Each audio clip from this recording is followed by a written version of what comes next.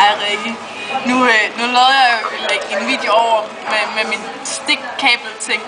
Men så skete der bare lige sådan nogle hyggelige ting, og så tænkte jeg, nu laver jeg en ny en, fordi at så er du opdateret, og det er ligesom det her, det går ud på. Jeg vil gerne lige sige, at det er min bedste veninde Sandra, der filmer, så derfor jeg har begge hænder fri, det er skidesmart. Jeg sidder lige nu på Sunset, se hygge. I løbet af den sidste uge er der faktisk sket rigtig meget. Sandra kom i onsdags. Vi skal lige holde øje med vores nummer. Vi har nummer 60 og 61. Ja, fortsæt. Og det er 55 nu, så vi har god tid.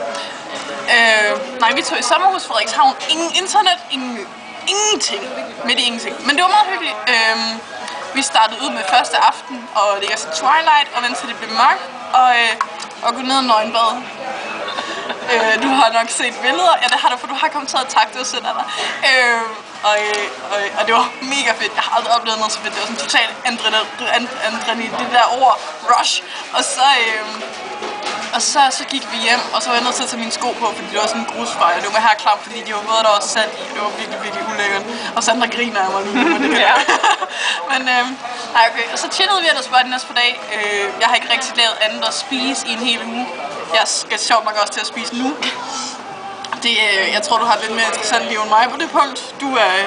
Du laver ting. Det er ret fedt. Og du må forresten lige fortælle mig om din sidste skoledag, hvordan det gik med det der arbejde og fest senere, og jeg har set lidt billeder og sådan noget, tror jeg. Jeg ringer min telefon. Jeg gider ikke tage hvad har jeg ellers lavet? Jeg har egentlig ikke lavet så meget andet. Jeg skippede skole her den anden dag. Hvad? Hannah Montana? Nå ja, det kommer. Vi har været inde og se Hannah Montana, det kommer. Nej, men jeg skippede skole de sidste par dage, og nu skal jeg bare lige i skole tirsdag og onsdag, så har jeg læseferie.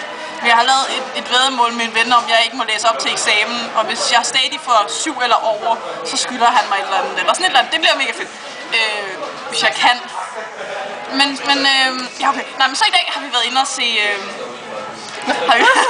har vi været inde og se Hannah Montana, The Movie.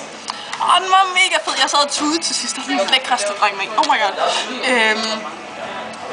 Ellers så ved jeg ikke lige, hvor meget der er at fortælle. Og nu er der også snart os. Så jeg er sådan lidt...